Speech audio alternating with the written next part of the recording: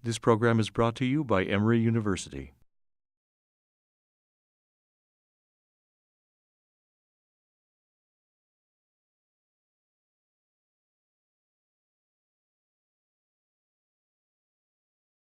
Thank you, Carrie, and welcome everybody. Thank you so much for coming out tonight. My name is Sita, and I direct the Institute for Developing Nations at Emory. And as Carrie said, we are a partnership between Emory and the Carter Center, and we do a variety of initiatives related to dialogue, research, and action to connect Emory with the Carter Center's peace and health programs. Before I introduce tonight's speaker, I'd like to say just a little word about the series that this is part of. For the past 4 years, we have been collaborating with our colleagues in the Carter Center's Conflict Resolution Program on a series called Prospects for Peace in Sudan and South Sudan. As you might know, the Carter Center is involved with the Sudan South Sudan Dialogue Group, a forum that is led by the Abyei Center for Strategic Studies in Juba and the Future Studies Center in Khartoum. The dialoguing group involves key individuals and thought leaders from the region who are working together to develop practical ways to advance peace and build understanding between the two countries. Over the years, the Prospects for Peace series has become not only a platform for sharing current developments in public diplomacy, it's also become a forum for testing ideas and developing projects and programs. If you're interested in the series, the whole thing is on our website, idn.emory.edu. We have lots of videos from it, and I encourage you to take a look. Tonight, I'm very pleased to welcome journalist and author James Copnall, and I want to especially thank the Jimmy Carter Presidential Museum for collaborating with us and with the Carter Center to make this event possible. In his very distinguished career, James Copnall has reported from more than 20 African countries. Between 2009 and 2012, he was a BBC correspondent in Sudan and South Sudan. And of course, this was the period, a very historical period during the referendum and the independence of South Sudan. Tonight, he's here to talk about his book, that recently came out, A Poisonous Thorn in Our Hearts, Sudan and South Sudan's Bitter and Incomplete Divorce, in which he shares his insights about the difficulty of separating the region into two states, the challenges of nation building facing both countries, and the complex issues that are driving the present conflict that has been going on since December of last year. Just to remind us about the dimensions of that conflict, I took a quick look at the UN OCHA website today about the depth of the humanitarian crisis. And in numbers from last month, more than 1.8 million people in South Sudan have been displaced since December. 3.8 million people require humanitarian assistance with particularly urgent needs around food assistance and health. And most recently, the UN Secretary General's Special Envoy on Sexual Violence in Conflict reported that what she has seen in South Sudan is the worst sexual violence she has seen in more than 30 years of working on this issue. So this is a very important time to be taking a look at what is happening in Sudan and South Sudan. I want to just say how much I appreciated James' book. During the time he was there, he spoke with politicians, rebels, scholars, tea sellers, all kinds of people, and the richness of that experience really comes across in the book. I want to just share a quote that I liked from a review in the Financial Times. Unlike authors of other tub-thumping works, I like that phrase, tub-thumping works, that pick a side, the former BBC correspondent is conscientious in his effort to cover the concerns, prejudices, and failings of both North and South. He assesses life and politics on both sides of the border and offers valuable, rare insights. So with that note, please join me in welcoming James Copnall. James, thank you.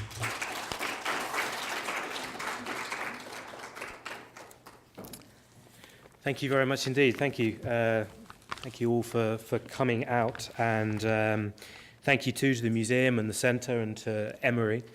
And I'm aware that their work on the Sudans is both valued in and outside the countries, and that too there will be substantial expertise on both countries in the room. So that too is something to be valued, and I look forward to your questions and some conversation about the Sudans later. And some of those statistics Sita gave are worrying about the current situation in South Sudan, but they fit into a broader pattern, I think, of the grand scale of some of the tragedies that Sudan and what is now South Sudan have known. The 2 million dead during the second North-South civil war, for example. Darfur described as the first genocide of the 21st century, and civil wars elsewhere in Sudan, and now, of course, in South Sudan.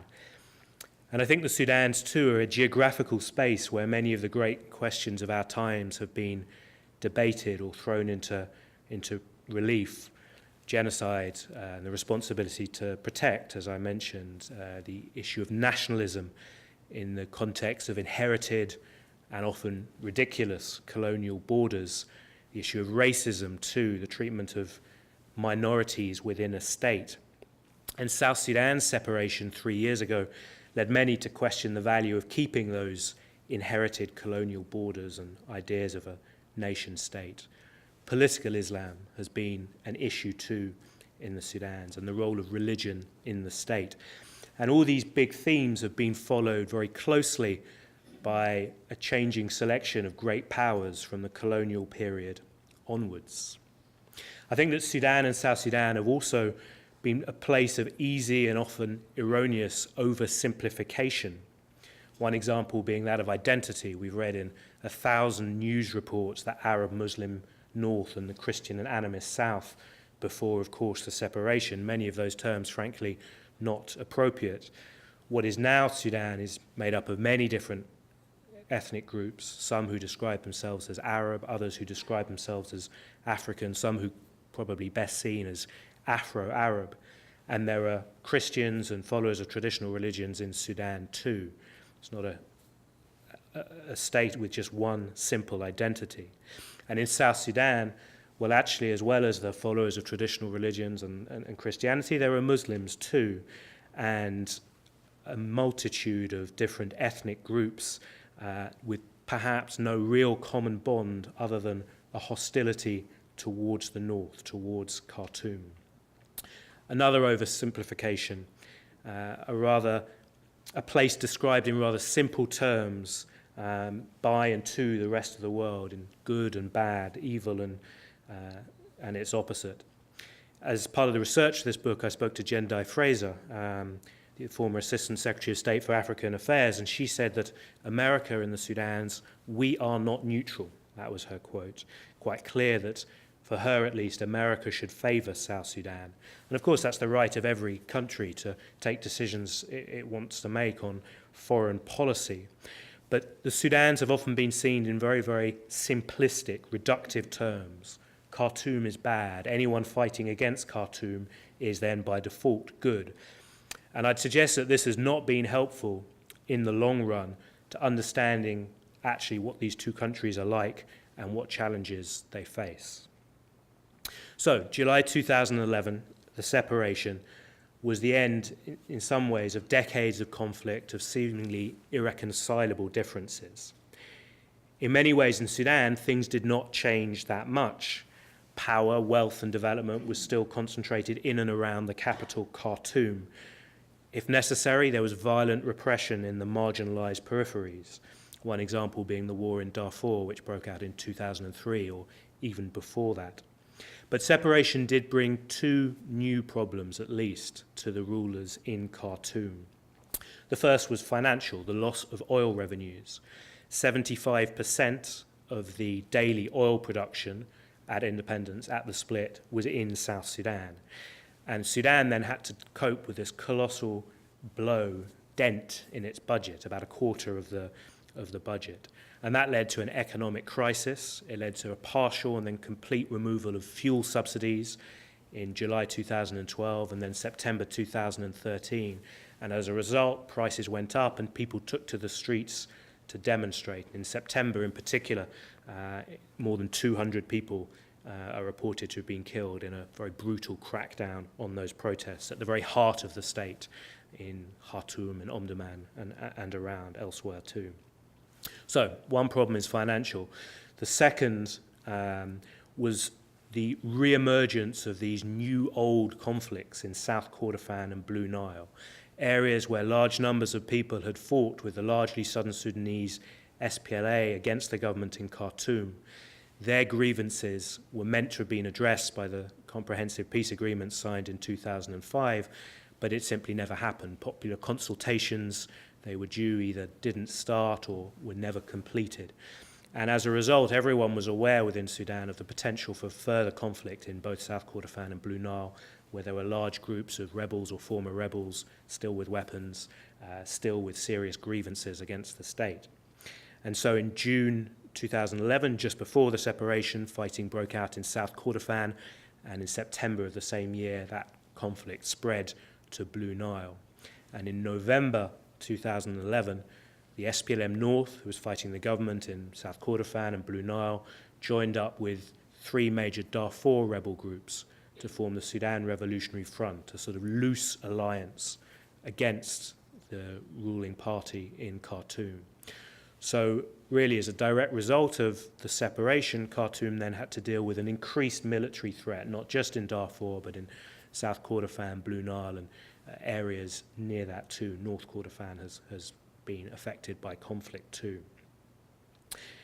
So how did Sudan deal with that? Well, the Sudanese system, it's often seen as a hardline Islamist regime. In some ways, that really hasn't been true for some time now, though Islamism is always given as the justification for almost any political decision that's taken. Omar al-Bashir came to power in 1989, but for almost a decade, Hassan al-Turabi was in de facto control of the state, the veteran Islamist ideologue and politician. And he charted a very radical course, most notably by inviting bin Laden and others to live in Sudan. But since he was forced out in 1999, since Bashir has been in sole command or close to it, the government's only real goal has been staying in power. That's the objective. So the government now, the sort of loose, unwieldy coalition Omar al-Bashir presides over, is a mix of Islamists, pragmatists, the military, and the security, each with their own interests, all prepared to use repression as a tactic, whether with the army or the security forces or allied militia in the peripheries, or increasingly clamping down on demonstrations in the capital, in Khartoum, in the center, sometimes even using extreme force too. And all these different elements of this loose coalition are constantly maneuvering for power and influence, trying to take control or trying to boost their own role in this coalition. And that often leads to confusion. And one example I would give is the July 28, 2011 agreement, which was signed by Nafi Ali Nafi on behalf of the NCP and the Sudanese government with the rebels in South Kordofan. It was meant to end the conflict in South Kordofan and would find some sort of solution to the growing problems in Blue Nile too. Within a matter of days, it was ripped up by the government. And there are different explanations as to why this might be. Some say it was part of a struggle for power between Nafi Ali Nafi and the then First Vice President Ali Osman Taha. Others say that the Sudanese armed forces simply felt they were able to overcome the rebels by force and they didn't want any peace deal that would stop them doing that. But the key point is that these different parts of this ruling coalition act in different ways, have different priorities that are not necessarily national, can be more factional, and that leads to confusion. In the post-separation period, initially the military were very prominent among the Islamists, the pragmatists, the military and the security, these different components that I've identified. Many sources suggest that they were behind the retaking or invasion, as it was seen, of the Abyei region in May 2011, that they didn't ask permission from the politicians before sending the tanks into Abyei in May of that year, in the run-up to South Sudan's independence. In December 2013, it seemed those suspicions of military preeminence were confirmed with a very drastic reshuffling at the heart of government. And Ali Osman Taha, the first vice president, was replaced by an old military companion of Omar al-Bashir, Bakri Hassan Saleh, who's been around since the coup in 1989. And Nafi al-Nafi was removed too, and those potential pretenders had been sidelined, and it seemed that Bashir and his old military companions were firmly in control. In recent times, though, there's a suspicion that the National Security Service's NIS has been throwing its weight around too, particularly with its own military force, the Rapid Support Force, which allegedly took part in the crackdown in Khartoum in September 2013 and has certainly been fighting in South Kordofan and Blue Nile. This is seen by some as NIS also attempting to show its strength. But the key point is that the political elite is divided, and sometimes decisions that seem impenetrable are a result of internal squabbles and not national concerns. I want to turn now to South Sudan, which at independence, July 2011, was a very, very divided nation. And one very obvious symbol of this were the inter-ethnic clashes, particularly in Jonglei state, in which hundreds or even thousands of people were killed each year in revenge cattle raids. These were on a massive scale, and the armed forces were completely unable to stop the cattle raiding or the killing. There was complete impunity, no legal retribution for any of these murders or other criminal acts. It highlighted the challenges of building a nation, not just creating a state and its institutions, but building a nation, a cohesive nation, after the national flag has been raised. South Sudan, too, was also a state in which one party dominated absolutely, the SPLM, both through flawed elections in 2010 and its own role as the liberation heroes who took the country to independence. But there was little room for the opposition. The opposition leader was beaten up by security agents 2 days before independence. It was difficult for the opposition to campaign or get on state media, just like the Sudanese opposition faced challenges like that in Khartoum. And that meant that in the first few years after independence, the key thing to follow was the disputes and the arguments within the SPLM. This is something common to a lot of liberation movements. It didn't really matter what the opposition was saying or its critiques. What mattered was what was happening, the dynamic within the party structures and within the rank and file, or at least within the senior leadership of the party. This was also a very militarized party where almost everyone was a former rebel leader, where military might was what gave you your standing as a politician or your role in your community, and not your doctorate or your political skills, more traditional political skills. There were growing tensions in the post-independence period between Salva Kiir and his vice president, Riek Machar, that reawakened memories of the split in the SPLMA in 1991 too, and I'll come back to that a little bit later. But for many in South Sudan, one of the most depressing things was the way in which the South Sudanese seemed to be following in the Sudanese model. There were widespread human rights abuses committed by the security forces, limited freedom for the opposition, a crackdown on the press. One particularly emblematic case was that of Isaiah Abraham, a blogger and a major in the SPLA, who in December 2012 was shot dead at point-blank range not long after he'd written a column criticizing President Salva Kiir and the way he was running the country. This murder of a dissident was exactly what the South Sudanese fought for so many years against. Following in Sudan's dirty footsteps also means a concentration of money and power in the capital. John Garang, the leader of the SPLM for so long, talked about taking the towns to the people, bringing development to the 80% of the South Sudanese who live in rural areas. But that hasn't happened. There's been next to no development on the peripheries, again, following very much in the Sudanese model. So this neglect of the peripheral areas, what does it actually look like in practice? I want to read an extract from the book, from the development chapter. I'll start with a quote from President Salva Kiir. "Even before the ravages of war could set in, our country never had anything worth rebuilding. Hence, we characterize our post-conflict mission as one of construction rather than reconstruction." President Kiir in his first ever address to the UN General Assembly, 23rd of September 2011. Towards the end of a rainy season afternoon in September 2012, almost exactly a year after President Salva's speech, 4 boys pushed a wheelbarrow down the main street in Leer, a small town in Unity State. The sky above their heads was a mix of cobalt and slate grey, and along the length of the street, pedestrians started to walk a little faster, aware that the clouds might burst at any minute. Several weeks of rain had turned the dirt road into an almost impassable mix of puddles and cloying mud. The very few people in Leer who owned vehicles were mainly keeping them at home because driving was extremely arduous and petrol far too expensive. The boys struggled on with their heavy wheelbarrow, weighed down with bright yellow jerry cans of water. They were the only traffic on the road. As they made their way home, they loudly imitated the low thrum of an engine, transforming the wheelbarrow into the car of their dreams. In Leer, the evidence of decades of war, underdevelopment, and neglect can be seen everywhere. The town is far from unique.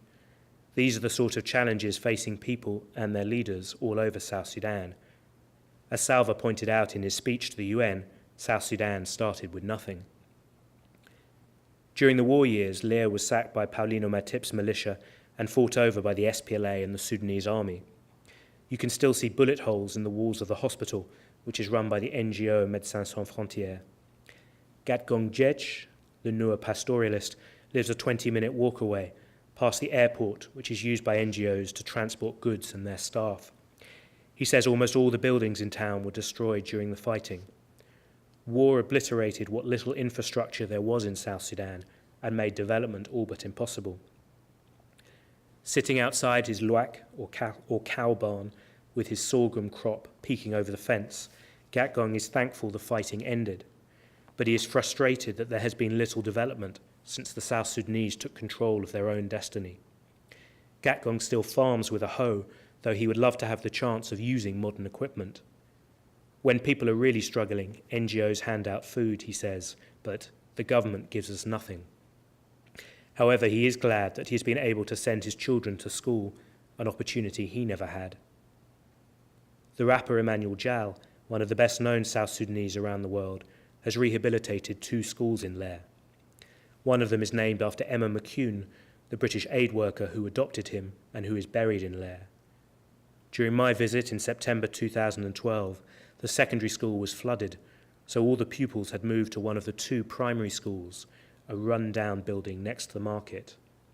There is no road to the school buildings, so the children have to skip through puddles and mud. In one classroom, Simon Boll is teaching maths, even though he qualified as an engineer and hoped to work in the oil industry. He says his salary isn't enough to cover all his needs. Sometimes he can't afford to buy himself breakfast. During the oil shutdown, his salary arrived late for 2 straight months. Like many educators around the country, Boll and his colleagues in Leer are not professional teachers, and, Boll adds, we haven't been trained well. The kids Boll are teaching are privileged, though. Fewer than 1 out of every 50 South Sudanese children are enrolled at secondary school, among the very lowest rates in the world. Adult literacy is only 27%, and it's much worse for women. Only around 1 in 6 can read and write. Salva and his government, as Gatgong Jech acknowledges, have made some steps forward. Primary school enrolment has more than doubled in the years since the peace deal. In time, many of these young pupils will go on to secondary school, boosting the literacy rate and increasing the number of qualified people entering the job market. The academic Alfred Sebit Lokuji points out that although more children are going to school, the quality of education has not improved. The child is at school, but he faces hunger, sickness, and a lack of care, he says. It's like being in base training camp rather than an environment exposing the child to the vast, wonderful world of knowledge. Emma Secondary School, with its borrowed buildings, overcrowded classrooms, lack of textbooks, and teachers who haven't eaten since the day before, illustrates the point. All the same, far more South Sudanese are getting an education than at any time in history. Lair is in unity state, where much of South Sudan's oil industry is concentrated. The Comprehensive Peace Agreement allocated each oil-producing state 2% of the revenue from its own oil production. Unity should be rich.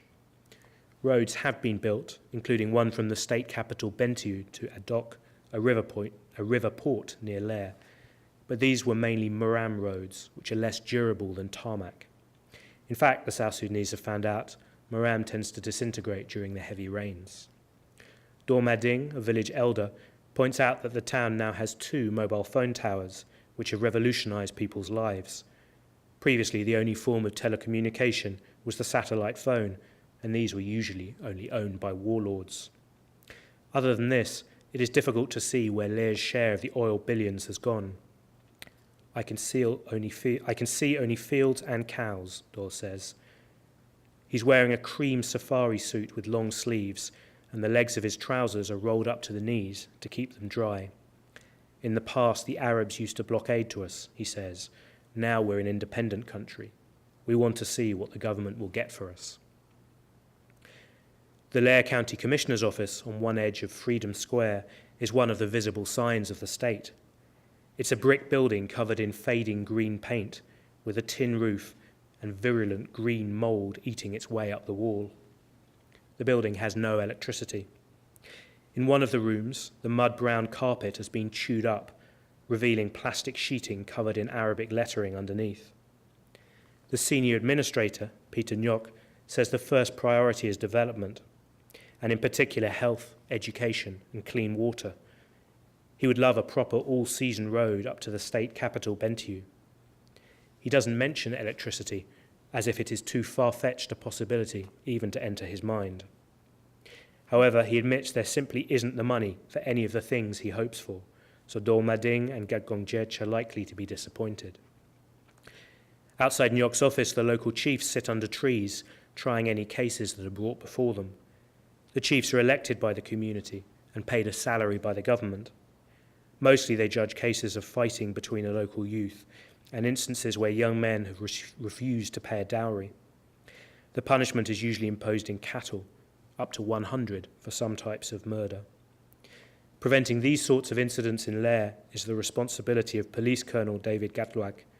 He works in a makeshift office, its walls covered in maroon cloth, on the other side of Freedom Square. Colonel Gatluak is well respected in the town, but faces an extremely difficult job. He has 186 policemen under his command, a mixture of former SPLA soldiers like him and recruits from the local community. His force was promised a car, but it hasn't arrived, so they have to cover the 16 Payams by footing, as it is described in South Sudan. Worse still, his men are short of ammunition and have only 5 Motorola radios between them, not nearly enough, as the cell phone network doesn't cover the whole county. After a cattle raid, Colonel Gatluak's men have to chase after the thieves on foot, out of contact with their base. A cattle thief must pray not to get caught, as there is no jail. The colonel admits he has to keep his prisoners in a shipping container.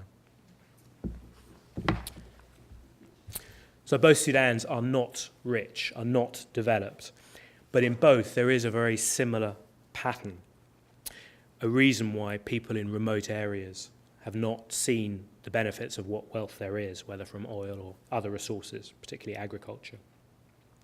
High military spending is one of those reasons. Some Sudanese economists think 60 to 70% of the budget goes to the military or the security services, which are extremely powerful. In South Sudan, the number might not be quite as high as that, but there's a swollen military. Estimates go from 200 to 300,000, maybe even more before this current crisis, and including people in the fire service and wildlife and the police, people kept on the payroll almost as a form of welfare, keeping powerful military people satisfied. So the high spending on the military, necessitated also by rebellions in different places, is one reason for the lack of development. Another is corruption, widespread in both countries, particularly dramatic, I think, in South Sudan once the oil billions started to flow in.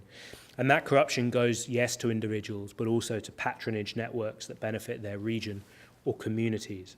And that too exacerbates ethnic divisions, ethnic tensions.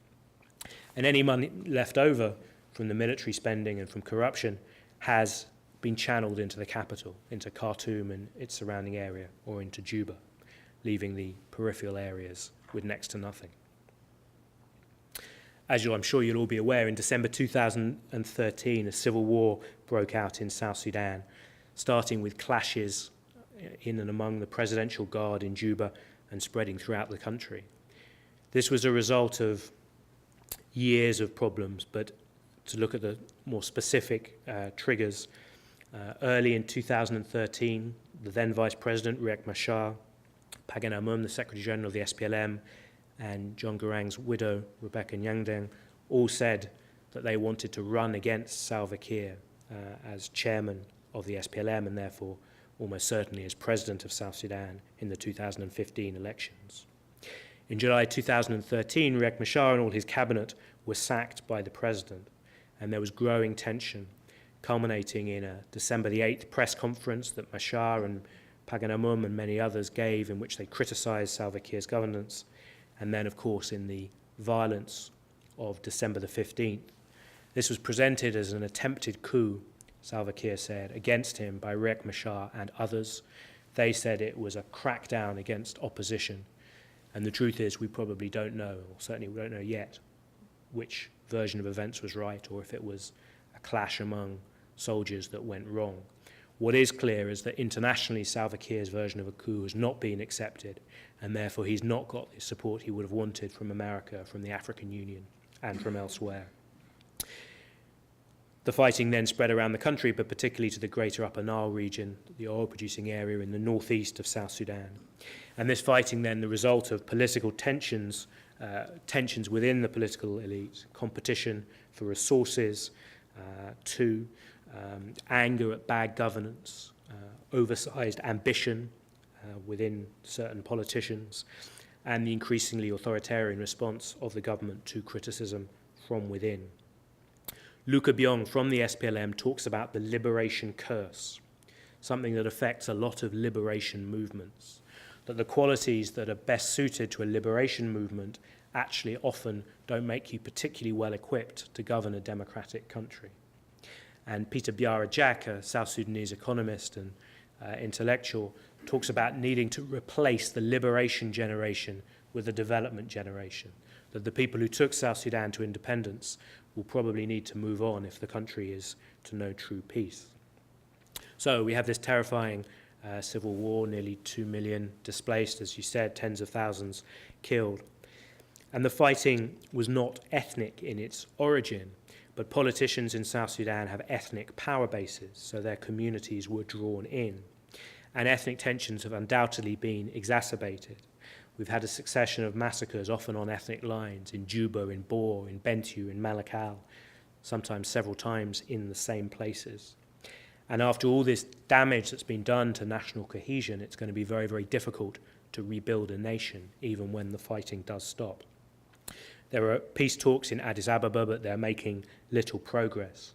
And ultimately, they're not going to be successful if it's just a power-sharing deal between the warring parties.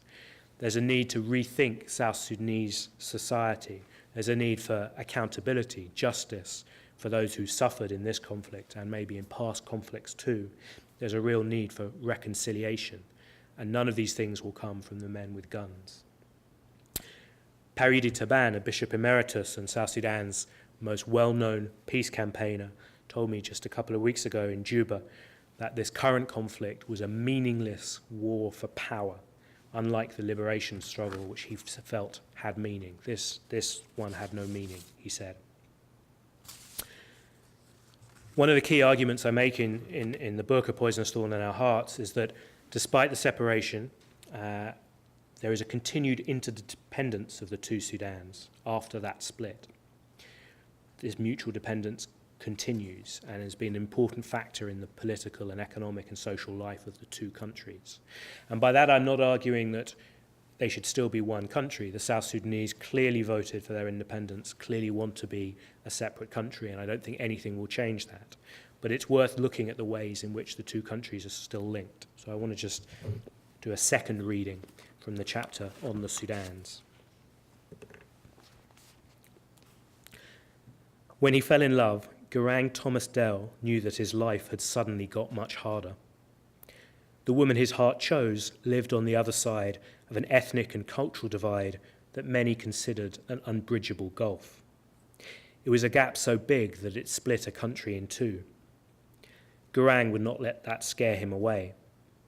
Garang, the son of a famous South Sudanese rebel, was then a young medical student in Khartoum, and his beloved, Hiba al-Maki, was also training to be a doctor. They met at university in the late 1990s and soon became inseparable. Unfortunately for Garang, Hiba was from the northern Sudanese elite. Hiba's family would not contemplate her spending her life with a Dinka, a southerner. Here, big tribes don't give their daughters to strangers, Garang says, and when the man is a southerner, his sentence grinds to a halt. It became a long story. The story took a decade to come to its conclusion. 4 years after Garang fell for Hiba, and just as he was about to graduate, he made it clear to the Maki family that he intended to ask for their daughter's hand in marriage. Garang was told to not even think about it. Despite the disappointment, Garang and Hiba did not give up. Hiba made it clear she would marry Garang and no one else. My lady was a strong lady, a very strong lady. Garang's pride is evident. She sent a message to her family. Okay, if you're rejecting him, I will not marry, and I will still be there waiting for him. She had chosen me, and that was all. Garang has a receding hairline and a round face, and his moustache stretches past the end of his lips. He is serious, measured, and passionate. In 2006, after the CPA was signed, the doctor became the director of the hospital in Abyei, in what was then Southern Sudan. Over the years, Garang made several fruitless efforts to convince Hiba's family.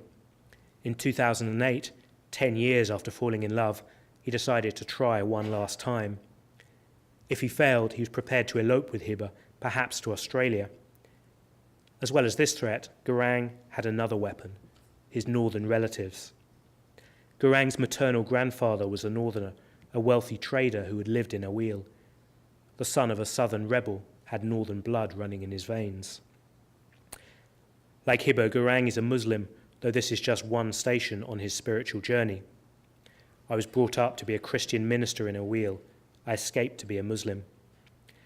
Much like the United Sudan itself and the two countries that have succeeded it, Garang is a complex mix of identities. Garang made use of this, calling on his northern relatives to provide part of the delegation he sent to Hiba's family home. This time, Garang's committee was let inside the door, but the answer was still the same.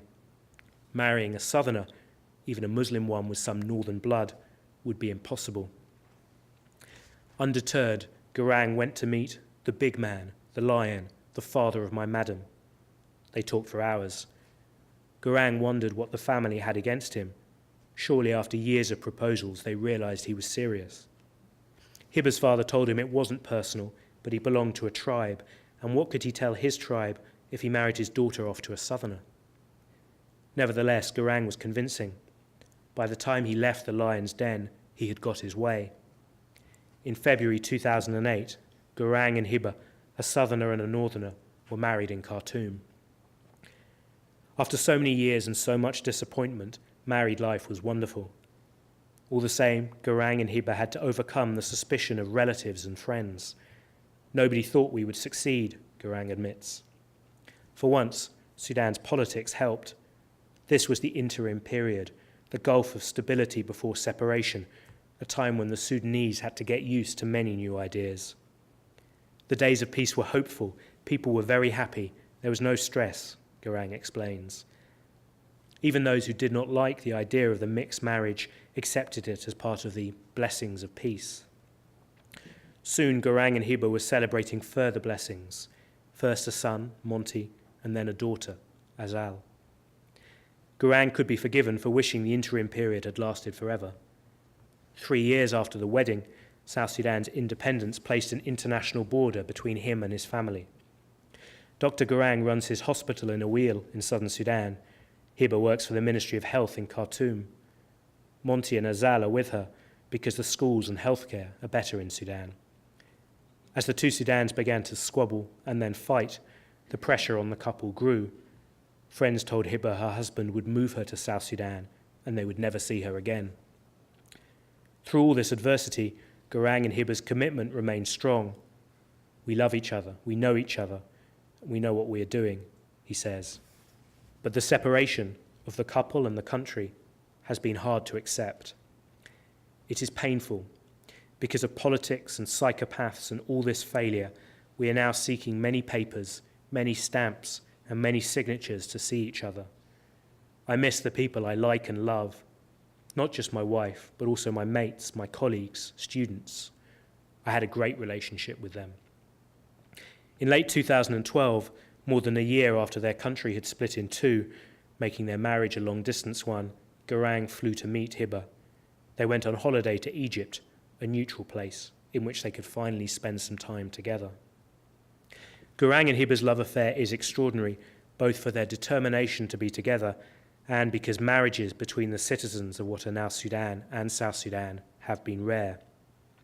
In another sense, though, their relationship is emblematic of the many ties, sentimental and practical, ethnic and commercial, historical and still developing, which bind the people of the two Sudans, even after separation.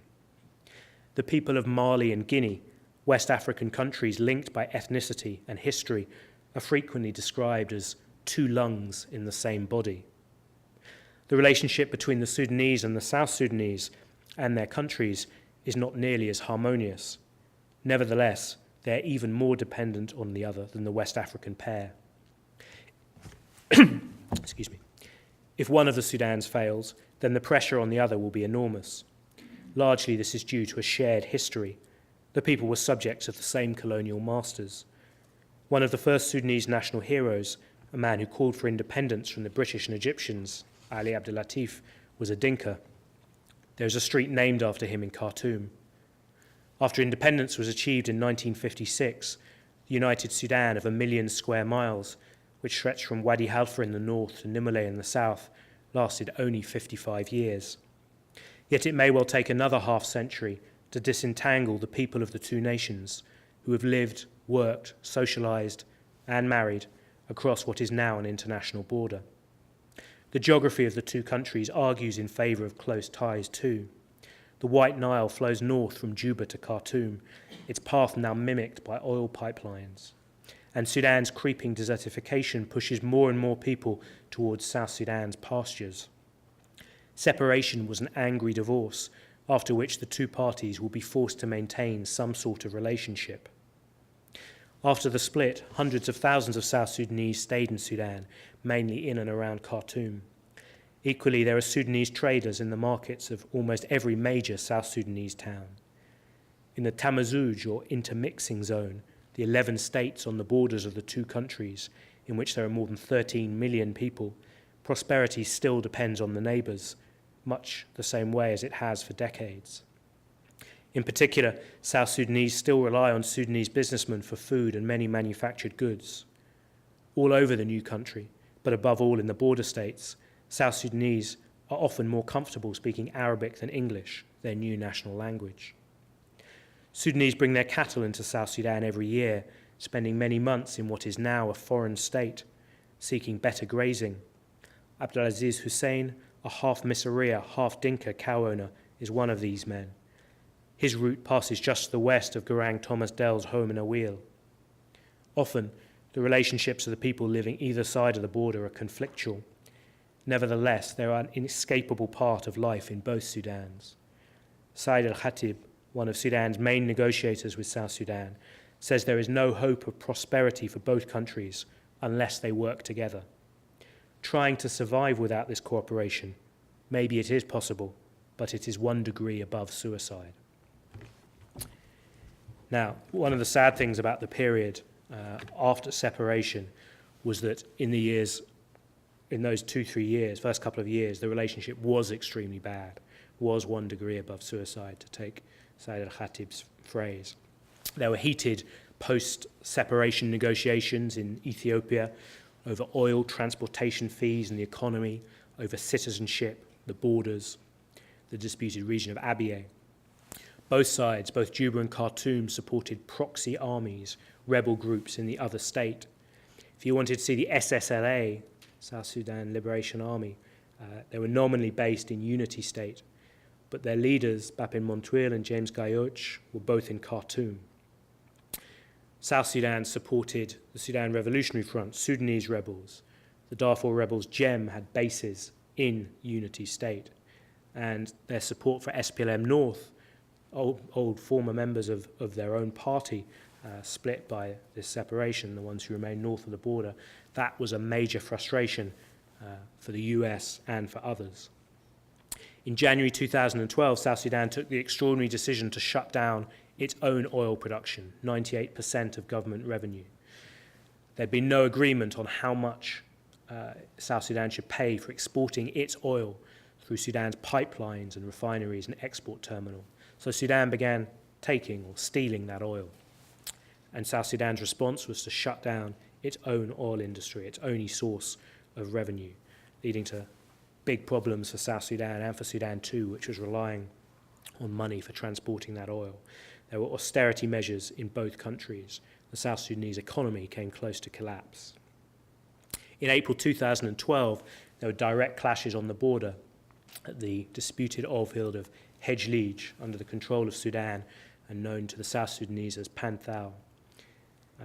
This was fighting involving the national armies of both countries and also those proxy forces, the rebel groups as well. This was less than a year after separation. This then was the bitter and incomplete divorce. Under great international pressure, 9 agreements were signed in Addis Ababa the following September on oil and trade and citizenship, on a demilitarized buffer zone, but not on Abyei or the disputed border region. Those agreements weren't fully implemented for a year, but they did lead to a better relationship between Juba and Khartoum, both dependent on a reduction in support to the others' rebel groups and on oil. Sudan would receive a transportation fee for every barrel of oil, and also over a period of time $3 billion as a sort of compensation for letting South Sudan secede, linked to oil. So both countries, or at least the political elites in both countries, had every reason to let the oil flow and to diminish support to the rebel groups in the other state. So in December of last year, when the civil war broke out in South Sudan, President Omar al-Bashir had a choice. He had fought against and worked with both Riek Machar and Salva Kiir. On January the 6th, he flew to Juba and gave his very public backing for Salva Kiir. In essence, he needed the oil to flow to keep his government going. And Salva Kiir needed the oil to be exported, which could only happen through Sudan and through a better relationship with the Sudanese elite. So that was a key factor in the early days of the war, the fact that Sudan did not decide to support Riek Machar as it had in the past. But this could change, and already the SPLA, the army, Salva Kiir's army, claims that Khartoum is backing Machar's rebels. It's possible that divided elite in Khartoum that I was talking about earlier could be working in different directions, some wanting the oil to flow, others to weaken South Sudan, the old enemies in South Sudan. But my key point is that the relationship between Sudan and South Sudan has a huge impact on the people, on the security situation of both countries. So to conclude, the post-separation period has shown the personal, economic and security links between the Sudans continue despite the split. Both countries need to be much better governed if they're to be peaceful, of course. But above all, a harmonious and prosperous future for both Sudans and their peoples is also impossible if the dominant narrative is one of mutual hostility. Thank you very much.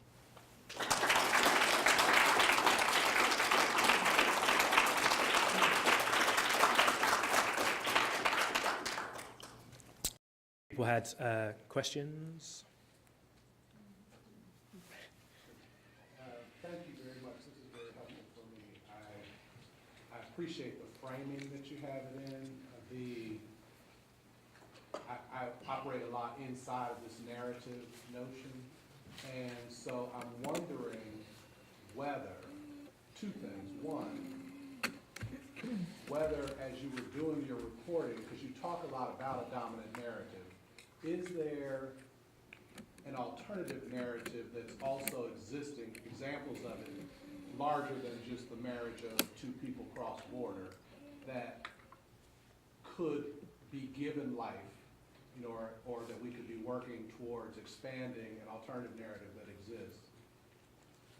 Or in the alternative, have you crafted a narrative for yourself, a future of them going together that allows them to move forward together, recognizing that their own relationship has been about antipathy, inferiority? Thank you. Well, you know, there's several dominant narratives. One is the one told in particular, I think, by the West about the Sudans, this sort of rather simplistic good, bad one. And I think that one has changed quite a lot, to be honest. It's become untenable with what's happening in South Sudan, and people can see that there are very real problems within those people championed once as heroes, which is not to dismiss what they have achieved, but to say that it clearly was never as simple as it was sometimes portrayed.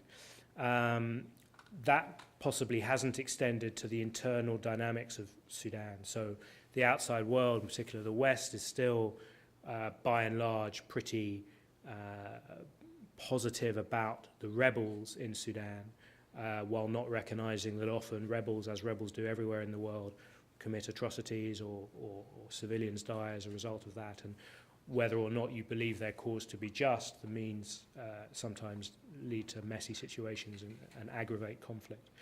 So that's sort of one sort of narrative.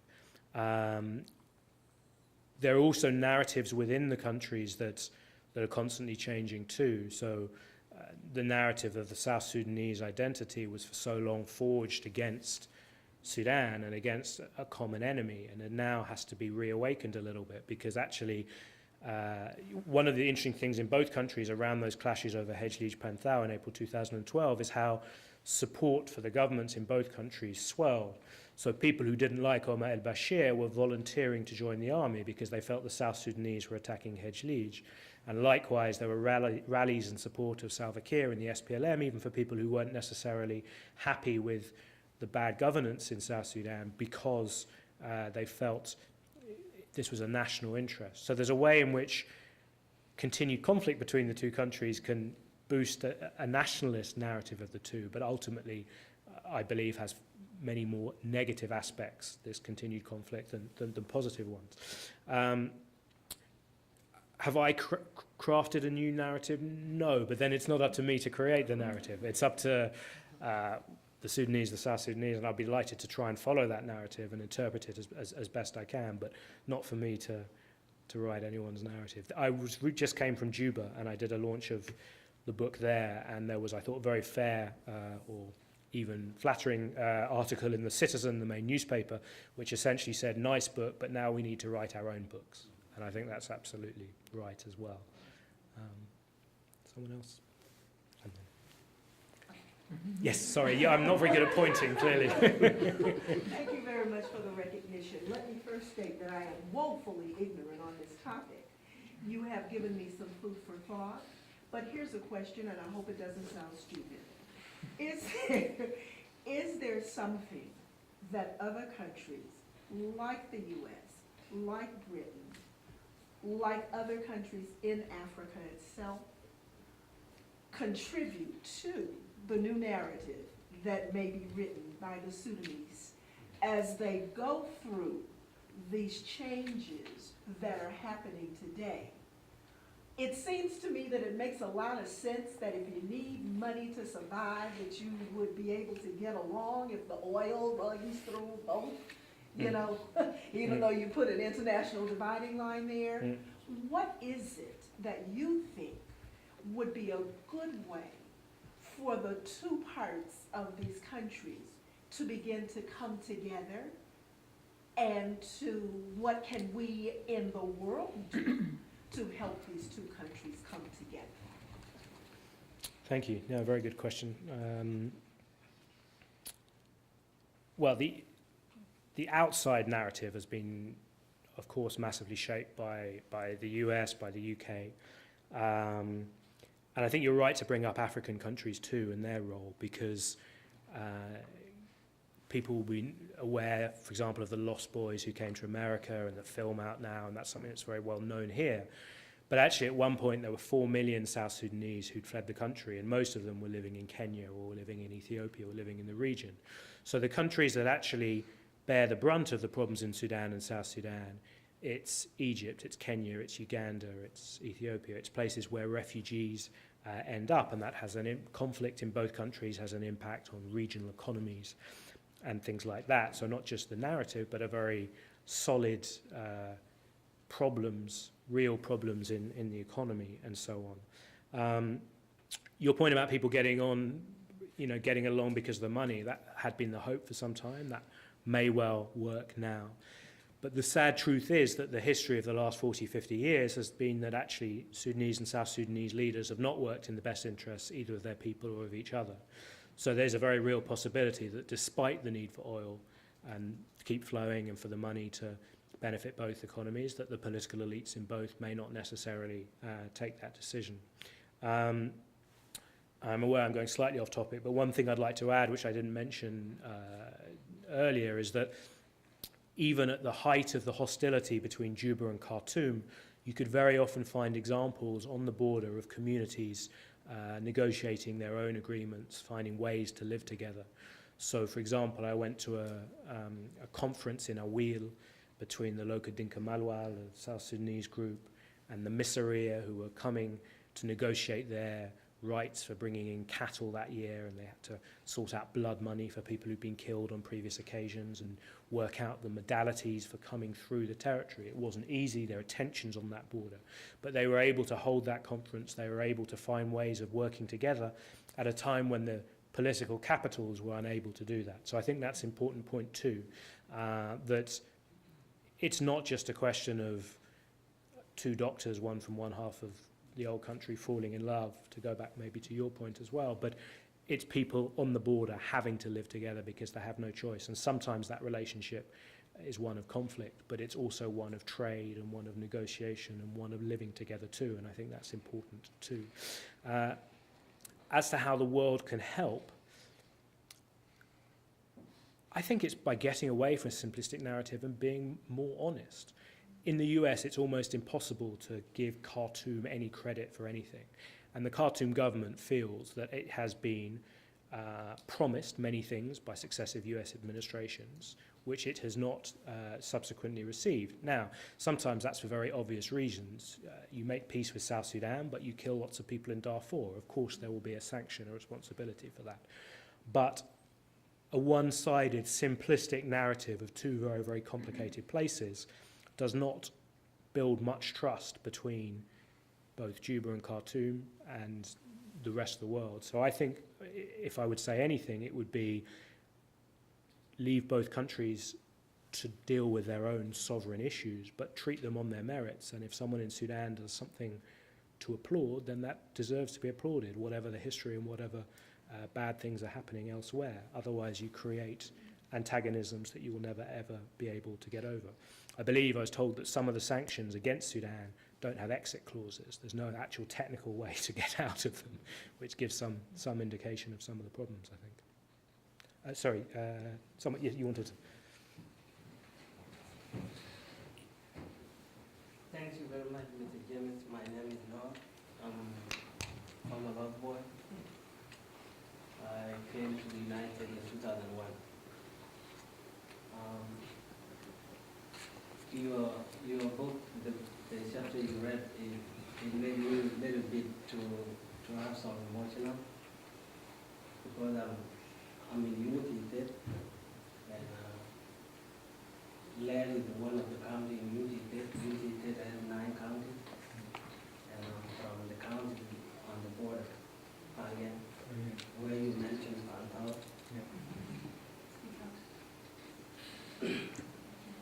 All the things you are mentioning in your book, I don't have time to buy it tonight, but in few days I will get a chance to buy it. And my question is similar to what she has asking, because in any society where there's a conflict, you can't leave the victim of the conflict. You always involve them to find the root cause of the conflict. But now my point, if we're looking for well-educated people in South Sudan, we have them.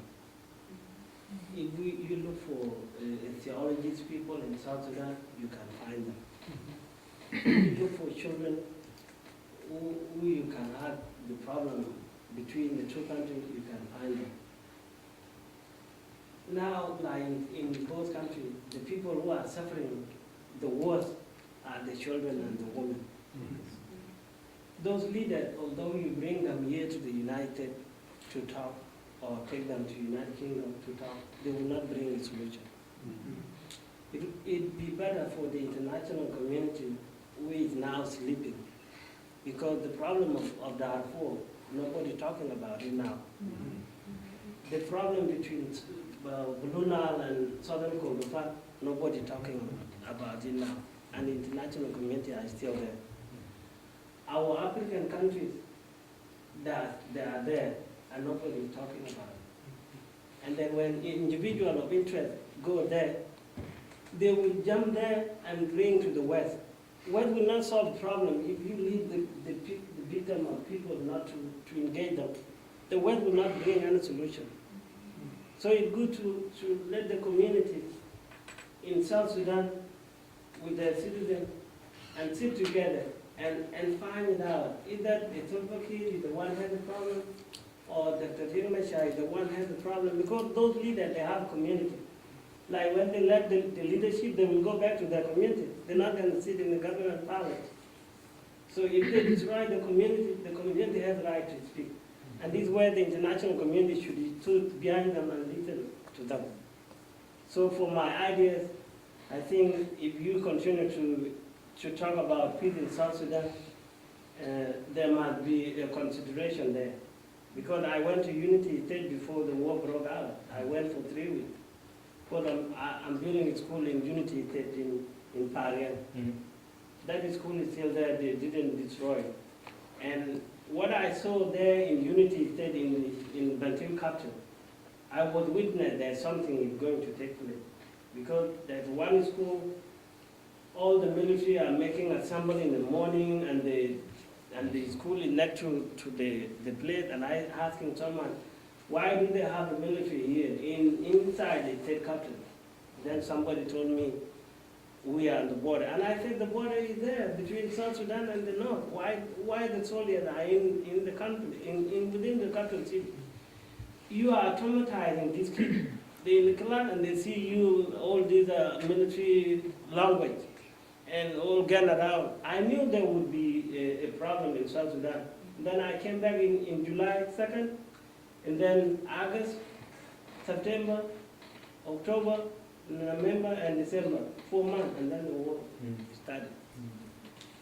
So we, the North Boy, and we, the Sudanese in America, now we are confused. And even when you ask somebody to come talk about peace, that's why nobody show up. Because if we say something here, nobody listen to us. If we go talk, they will say you talk because you from America. If you go there, they say you come because you want our leadership. So there is a way that we need to coordinate these things. So our community, they are not all stupid. Civilians are like the civilian in this country, and they have a right to say, this is not good, this is not This is good. Thank you. Thank you very much.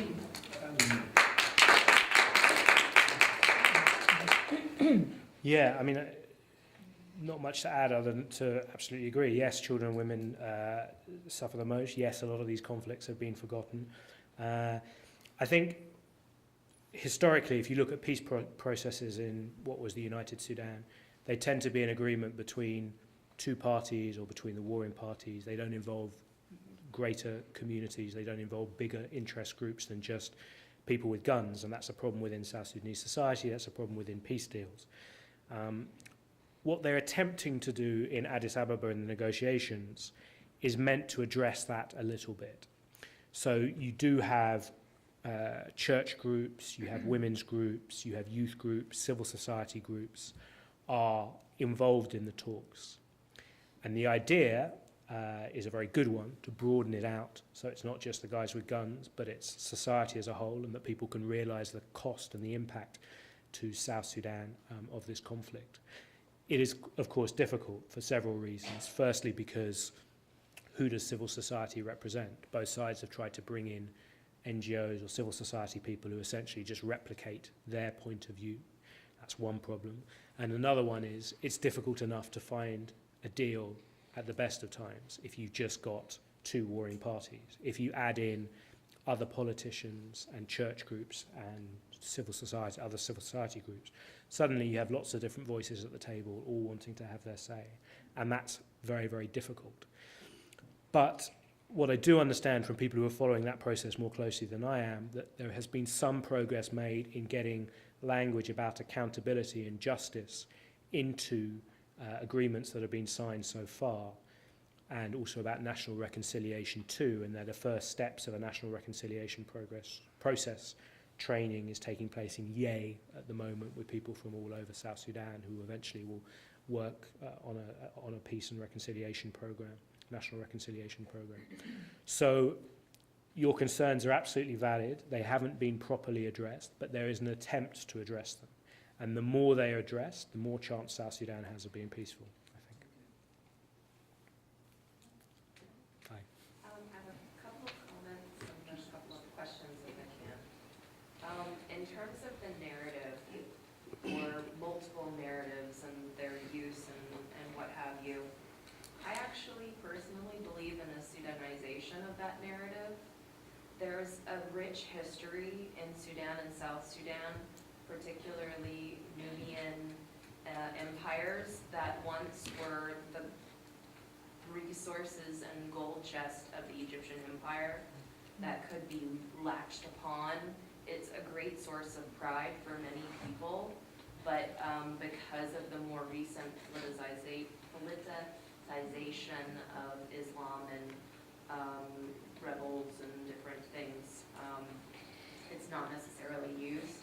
But there's a very diverse and rich history in those two countries that I think if tapped into, and history lessons and education around that would alleviate some of these issues. And questions that I have, one is about the engagement of humanitarian aid. Typically it's been an either-or game. Either the West gives money to Darfur or the West gives money to South Sudan, and pockets, humanitarian aid from one group goes down and then it goes there, and it just ping-pongs back and forth without really justification. So what, in your opinion, is the role of humanitarian aid in Sudan and South Sudan, given the level of corruption in the countries, and also given the inaccessibility and at the same time far too many aid workers and interest groups in both countries? And then have you any opinion on negotiations on the debt relief for Sudan and South Sudan, and negotiations around the cost sharing of that, or complete relief from their debts and loans that they've taken? Thank you very much. Yeah, I think the point about the rich Sudanese history is very valid. It's not something that's easy maybe to sell to outsiders, but is very true. And interestingly, also, you hear it from South Sudanese intellectuals too, that they feel connected, or did feel connected, to the great Nubian kingdoms. Lual Deng, who comes here often, the former minister, talks about his regret at losing this connection to these great kingdoms that dominated Egypt at one point, with South Sudan seceding, as if a part of South Sudan's history has been cut off by the split in some ways. So that's a very good point. On humanitarian aid, yes, of course, as in more broadly speaking, international attention. When I first got to Sudan in 2009, everyone was interested in Darfur, but pretty soon the shift came towards the upcoming referendum and north-south issues, and then Darfur was essentially forgotten about. And actually, I think this year, something like 300,000 people have been displaced, not just by rebel government clashes, but by inter-ethnic fighting and simple criminality, or over gold mines or other resources, banditry. So Darfur is a complete mess and gets next to no attention, really. Probably more from the humanitarians than it does from the media, just because the government is happy to take in a bit of humanitarian help. The role of humanitarian aid is problematic. I think if you look at any accounts of the South Sudanese liberation struggle, they made pretty clear that they used that humanitarian aid. Most visibly, I think, during the 91 split, and people would set up essentially camps of displaced people to get aid, which then went into the hands and pockets of the soldiers. And you have issues too, I think, at the moment. America is providing aid to people in South Kordofan and Blue Nile, but what it does is it takes it up to near the border, particularly South Kordofan, and then that's trucked over into rebel-controlled areas in South Kordofan. Now, the needs are real. The government is bombing areas where there are civilians, people are going hungry, there are real problems. But can you be really sure that that aid is not going to the soldiers rather than the civilians? I think that's a perennial problem, not just in Sudan, South Sudan, but in these kind of difficult, complex situations. And in this conflict too in South Sudan, the new civil war, I'm fairly convinced that both sides will be taking advantage of foreign largesse. Does that mean you shouldn't do it? No, you have to do it. It's a dirty game, but you have to accept that some of your aid will go missing and that some will end up with soldiers, with the greater objective of saving lives, I think. There will be humanitarian specialists in the audience who may have a different opinion and certainly would know more than me, but certainly that would be my perspective. It's not perfect, but you have to continue with it because it's to save people's lives, essentially. In terms of debt relief, both sides have sort of committed to arguing together for this vast debt mountain to be got rid of. It's well over 43 billion.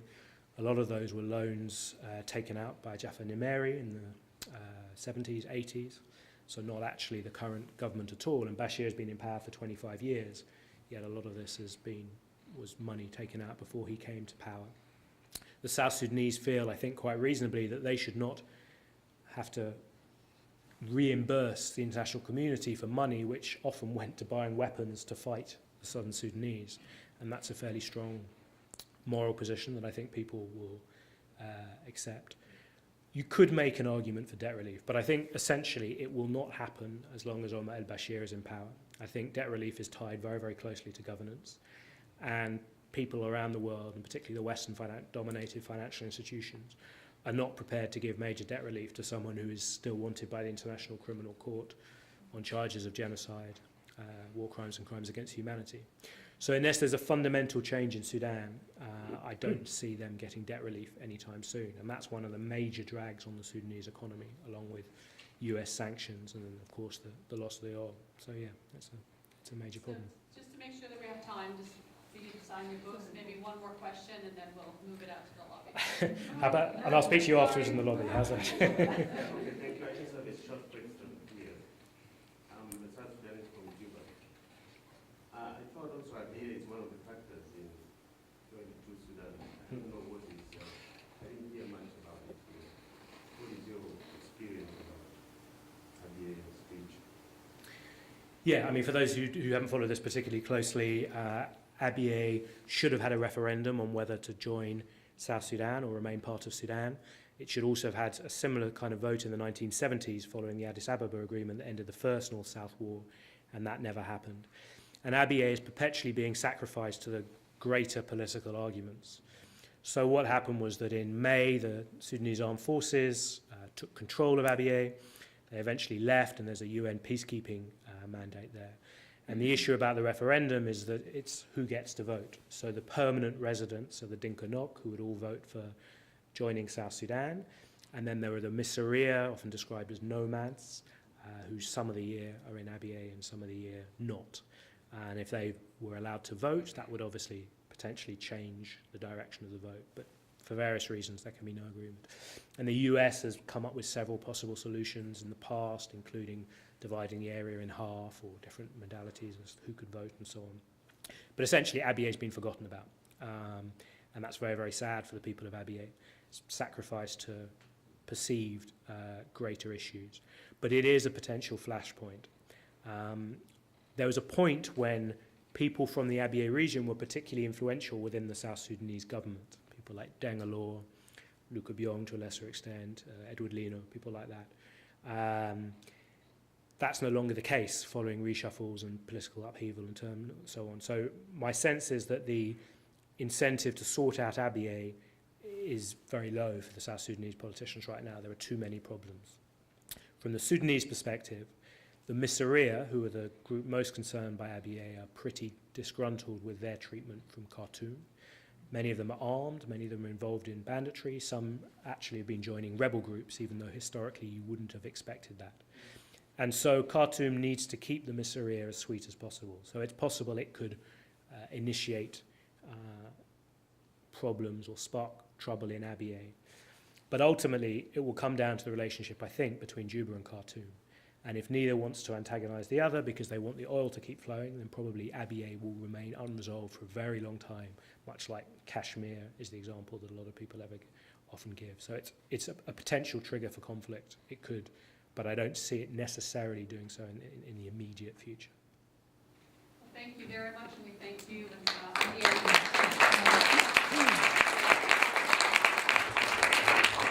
Things are available for sale in the lobby, and Copnall will be there to sign them for you. Thank you.